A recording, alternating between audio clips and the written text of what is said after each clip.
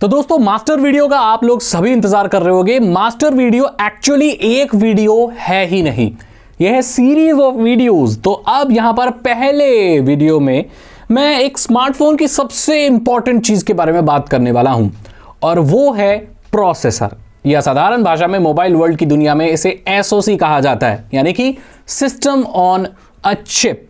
आपने सुना होगा मीडियाटेक, स्नैपड्रैगन, एक्जीनस, बायोनिक चिप और टेंसर की चिप, और ये सब सुना होगा ना। ये होता क्या है, ये कैसा होना चाहिए, कितने गीगाहर्ट्ज का होना चाहिए, उसकी क्लॉक स्पीड क्या होनी चाहिए, कितने कोर्स होने चाहिए, कौन सा बढ़िया होता है, प्रोसेसर अच्छा ना हो तो क्या होता है। आइए इन सारी चीजों के बारे में बात करते हैं। आपका स्वागत है मोबाइल मास्टर वीडियो सीरीज में। आपका camera, wifi, Bluetooth, network, gaming, multitasking और सारी चीजें ही आपका एसओसी कंट्रोल करता है, प्रोसेसर कंट्रोल करता है। स्नैपड्रैगन है, मीडियाटेक है, सैमसंग का एक्जीनस है, गूगल का टेंसर है, एप्पल का ए बायोनिक चिप जो भी आती हैं वो है। ये सारी अलग अलग बटी हुई हैं और ये सारे नियम सब पे ही लागू होते हैं जो मैं आपको बताऊंगा। सबसे पहले जो चीज देखनी होती है वो होती है किसी भी प्रोसेसर की क्लॉक स्पीड। ये नॉर्मली गीगाहर्ट्ज में मेंशन की जाती है। अब रूल ये कहता है कि ये जितना ज्यादा हो उतना बेटर होता है, जितना ज्यादा फ्रीक्वेंसी का, जितना ज्यादा क्लॉक स्पीड का हो। तो अगर आपके पास कोई प्रोसेसर है जो कि 2.8 गीगाहर्ट्ज का है और कोई प्रोसेसर है जो 2.9 या 3 गीगाहर्ट्ज का है, तो ऑब्वियसली जितना ज्यादा नंबर होता है उतना ज्यादा बेटर होता है।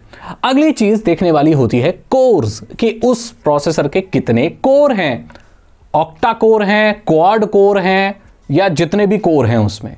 अब ज्यादा कोर होने का फायदा यह भी होता है कि आपके अलग अलग टास्क अलग अलग तरीके से चल सकते हैं। यानी कि बहुत सारे फोन में जैसे ऑक्टा कोर है तो 4 कोर होते हैं कम क्लॉक स्पीड के और 4 कोर होते हैं ज्यादा। जैसे 4 कोर होंगे 2.8 गीगाहर्ट्ज के और 4 कोर होंगे 1.79 गीगाहर्ट्ज के। यहां पर जो 4 कोर होते हैं वो ऐसे प्रोसेस को हैंडल करने के लिए होते हैं जिसमें ज्यादा प्रोसेसिंग पावर नहीं चाहिए। इससे आपका जो प्रोसेसर है और ओवरऑल आपका जो फोन है वो बहुत ज्यादा बैटरी बचा सकता है। जहां कि जब ज्यादा हैवी टास्क होते हैं तो वो 2.8 गीगाहर्ट्ज वाले जो 4 कोर हैं वो उस टास्क को परफॉर्म करते हैं। ऐसे लोड बैलेंसिंग होती है और आपका फोन ज्यादा अच्छा बैकअप देता है। हालांकि जो मैन्युफैक्चरर्स हैं, जो स्मार्टफोन बनाने वाली कंपनियां हैं, वो इस चीज को डिटेल में मेंशन नहीं करती, लेकिन यही समझा जाता है कि जिसका ज्यादा कोर होता है एसओसी में, आपके प्रोसेसर में, मोबाइल प्रोसेसर में, उतना ज्यादा बेटर होता है।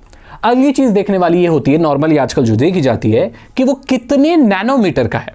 नैनोमीटर से बहुत फर्क पड़ता है। अब किसी भी प्रोसेसर का जितना नैनोमीटर कम होता है उतना बेटर माना जाता है और उतना वो पावर एफिशिएंट होता है। ऐसे ही मैंने जो पुराने अभी 2 फोन रिव्यू किए थे, मैं उनका एक एग्जांपल देना चाहूंगा। जहां पर मैंने Redmi का 12 5G जो किया था वो था 4 नैनोमीटर पे, जबकि जो Realme का 60X जो ये 5G स्मार्टफोन था नार्जो का, वो था 6 नैनोमीटर पे। दिखने में ये क्लोज ही लगते हैं बट ये क्लोज नहीं है दोस्तों। जो 4 नैनोमीटर है वो कम बैटरी कंज्यूम करेगा, जो 6 नैनोमीटर है वो ज्यादा बैटरी कंज्यूम करेगा और ज्यादा हीट भी जनरेट करेगा। यहां पर स्नैपड्रैगन है, मीडियाटेक है। पुरानी कहावत है और चलती हुई आ रही है मोबाइल दुनिया में कि स्नैपड्रैगन ज्यादा पावर एफिशिएंट होते हैं और ज्यादा फास्ट होते हैं और गेमिंग के लिए अच्छे होते हैं। वहीं मीडियाटेक पहले से ही बदनाम है कि वो गर्म होते हैं और ज्यादा बैटरी कंज्यूम करते हैं। कोई भी प्रोसेसर अगर गर्म होता है तो ऑब्वियसली ज्यादा बैटरी लेता है। ये चीज प्रैक्टिकली भी पिछली बार देखी आपने 2 वीडियोस में जो मैंने फोन की, जिसमें आप BGMI जब खेल रहे थे तो Realme Narzo अल्ट्रा तक नहीं जा रहा था मीडियम सेटिंग में, जबकि जो स्नैपड्रैगन 4 Gen 2 है वो अल्ट्रा में चला जा रहा था। इससे आपको सीधा एग्जांपल मिल गया। हालांकि मीडियाटेक ने अपनी इमेज काफ़ी सही कर ली है, ऐसा कुछ भी नहीं है, लेकिन मेरे हिसाब से स्नैपड्रैगन अभी भी बहुत ज़्यादा आगे है। मीडियाटेक के प्रोसेसर इसलिए ज़्यादा चलते हैं क्योंकि वो सस्ते मिलते हैं और 5G के मॉडम उसमें ज़्यादा आ रहे हैं, इसलिए वो ज़्यादा चलते हैं और सस्ते स्मार्टफोनों में पब्लिक उसे पसंद करती है और वो इतने बुरे भी नहीं है, बजट फ़ोन के लिए ठीक ठाक ही होते हैं। अब यहां पर देखो, टोटल आपकी चॉइस है, आप कौन सा प्रोसेसर लेना चाहते हो। मैं मीडियाटेक के ऐसे बहुत सारे प्रोसेसर्स को जानता हूं जो बहुत अच्छा परफॉर्म करते हैं। मैं स्नैपड्रैगन के ऐसे उसको जानता हूं जो इतना ठीक परफॉर्म नहीं करते। गूगल की टेंसर चिप अलग है, वो प्रीमियम फोन्स में आती है, वो अच्छी ही होती है। एप्पल की जो बायोनिक चिप आती है उसका तो कोई जवाब नहीं है, वो अलग ही बुलंदियों को छू रही है। सैमसंग का एक्जीनस है वो भी बहुत बढ़िया है। बीच में सैमसंग ने एक्जीनस यूज करना बंद कर दिया था, वो स्नैपड्रैगन यूज कर रहा था, बट सैमसंग का एक्जीनस भी बहुत कैपेबल प्रोसेसर है। तो ये फर्क नहीं पड़ता कौन सा प्रोसेसर है, उसके स्पेक्स से फर्क पड़ता है। वो एक प्रैक्टिकल वे में आपको क्या चीज दे रहा है उससे फर्क पड़ता है। तो आपको एसओसी का पता चल गया। अब आपको पता है कि जब ये एसओसी होता है उसके अंदर एक पोर्शन और होता है जिसे जीपीयू कहा जाता है। अड्रीनो, माली और एप्पल का खुद का जीपीयू है, ये है ग्राफिक्स प्रोसेसिंग यूनिट, यानी कि आपकी चिप के ऊपर ही अलग से ग्राफिक को प्रोसेस करने के लिए एक अलग प्रोसेसर दे दिया गया। आप टेक्निकली इसको ऐसा कह सकते हैं। ये मोबाइल फोन में बहुत जरूरी होता है। अगर ये ज्यादा बेटर होगा तो आप अच्छी गेमिंग कर पाओगे, अच्छी वीडियो स्ट्रीम कर पाओगे, नेटफ्लिक्स को 1080p में देख पाओगे और हो सके तो आप 4K वीडियोस भी प्ले कर पाओगे। अगर आपका प्रोसेसर कैपेबल है तो आपका जीपीयू उसको कॉम्प्लीमेंट करेगा और आप high definition video recording, high definition video playback का फायदा जो आपको मिलेगा और आप मजे उठा सकते हैं उसके। तो देखते हैं कि ये जीपीयू कैसे काम करता है और मोबाइल में जीपीयू कैसे सिलेक्ट करते हैं। FPS, 3D, कलर्स और ब्लर्स ये तब काम करते हैं बेटर जब आपके जीपीयू में ज्यादा कोर होते हैं। तो ये भी देख लें, हालांकि हर स्मार्टफोन कंपनी ये चीज मेंशन नहीं करती, बट अगर आप किसी वक्त किसी तरीके से देख पाए तो जितने ज्यादा कोर होंगे उसमें ये सारी चीजें जो मैंने बताई वो ज्यादा बेटर होंगी। फास्टर प्रोसेसिंग और लोअर लेटेंसी ये होगी जब आपके जो जीपीयू है उसकी क्लॉक स्पीड ज्यादा होगी, यानी कि मेगाहर्ट्ज में मेंशन होती है। तो जितनी ज्यादा होगी उसमें लोअर लेटेंसी मिलेगी और जल्दी आपकी प्रोसेसिंग हो पाएगी। तो जीपीयू में ये चीज देखने वाली। अब LPDDR5X आपने सुना होगा। DDR5 जब आ रहा है, DDR5X, इसका मतलब कम पावर कंज्यूम करेगा आपका जीपीयू। इसका मतलब बैटरी ज्यादा चलेगी और ज्यादा लंबे वक्त तक आप गेम खेल पाएंगे। ये चीज भी देखने वाली होती है जीपीयू में, मोबाइल जीपीयू में। अब अगली चीज जो देखने वाली होती है कि वो जो जीपीयू है आपके फोन में उसकी मेमोरी कितनी है।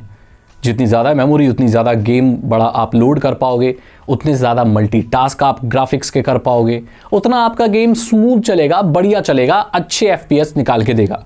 तो ये कॉमन चीजें हैं जो आपको मोबाइल जीपीयू में देखने वाली होती है। हालांकि इतना डिटेल में कोई चेक नहीं करता, बस यही चेक करते हैं कि माली जीपीयू है, अड्रीनो है या एप्पल का है, जो भी है वो चेक करते हैं और उसकी परफॉर्मेंस गूगल पर सर्च करते हैं, जो आप भी कर सकते हो और उसको पता चल जाएगा कि कौन से गेम के लिए।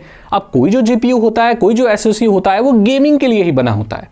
आप उस मॉडल नंबर को उसको आप सर्च कर सकते हैं और पूरी डिटेल गूगल पर। यहां पर मैंने आपको ज्ञान दे दिया कि आप मोबाइल में जब प्रोसेसर सेलेक्ट करेंगे तो कौन सा करेंगे, कैसा करेंगे। देखो, रूल ये कहता है कि जो लेटेस्ट प्रोसेसर आता है, कम नैनोमीटर्स पे आता है, ज्यादा कोर्स और ज्यादा क्लॉक स्पीड के साथ आता है, नॉर्मली उसको अच्छा माना जाता है और एक नॉर्मल कंज्यूमर को यही टेक्निकलिटी याद रखने की जरूरत है।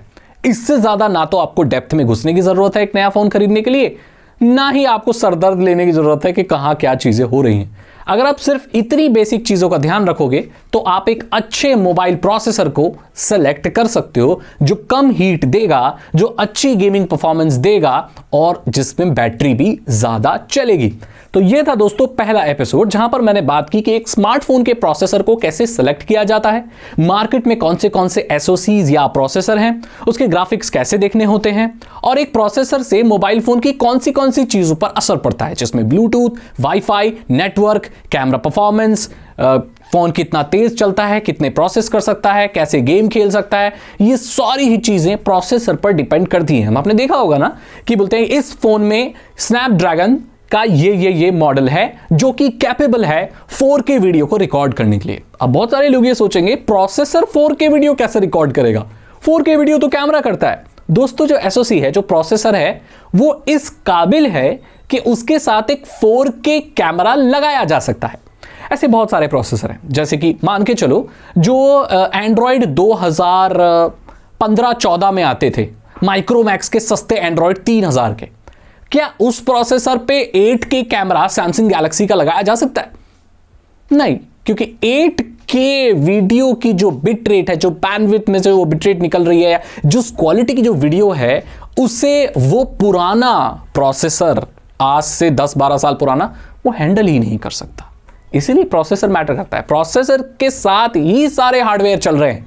आपका वाईफाई, आपका मॉडेम यानी कि नेटवर्क की चिप, आपका स्क्रीन, आपके कैमरा, आपका सब कुछ प्रोसेसर से ही चल रहा है। अगर प्रोसेसर पावरफुल है तो सारे हार्डवेयर कैपेबल हो सकते हैं। इसीलिए आपने देखा होगा जितने भी महंगे फोन होते हैं उनका प्रोसेसर सबसे पहले देखा जाता है और वो सबसे ज्यादा कैपेबल होता है, तभी उसमें हाई क्वालिटी की चीजें देखने को मिलती हैं। आशा करता हूं आपको पता चल गया होगा। अगर आपको ये वीडियो अच्छी लगी तो इसे लाइक करें, अपने दोस्तों के साथ शेयर करें। साइबर सिक्योरिटी और इथिकल हैकिंग में इंटरेस्ट है तो डिस्क्रिप्शन चेक करें। 299 रुपीज के 3 इथिकल हैकिंग कोर्सेज हैं, आसान भाषा में आपको इथिकल हैकिंग सिखा देंगे। मैं बहुत ही जल्दी मिलता हूं आपसे अगली वीडियो में, जहां पर मैं एक स्मार्टफोन की कुछ अलग पार्ट के बारे में बात करूंगा, जिसे कैसे सेलेक्ट करना है। जब ये सीरीज खत्म होगी ना तो मैं आपको इस काबिल बना दूंगा कि आपको किसी भी यूट्यूबर का रिव्यू देखने की जरूरत ही नहीं है। आप लोगों के पास इतना ज्ञान आ जाएगा कि छोटे मोटे यूट्यूबर्स जो अपने आप को सो कॉल्ड गुरु बोलते हैं उनको तो आप ही सिखा सकते हैं कि भैया हमें पागल मत बनाओ, हमें ज्ञान की पूरी जानकारी है, पूरा ज्ञान है और आपसे बेटर रिव्यू हम कर सकते हैं। तो मैं मिलता हूं आपसे अगली वीडियो में। Thank you so much and good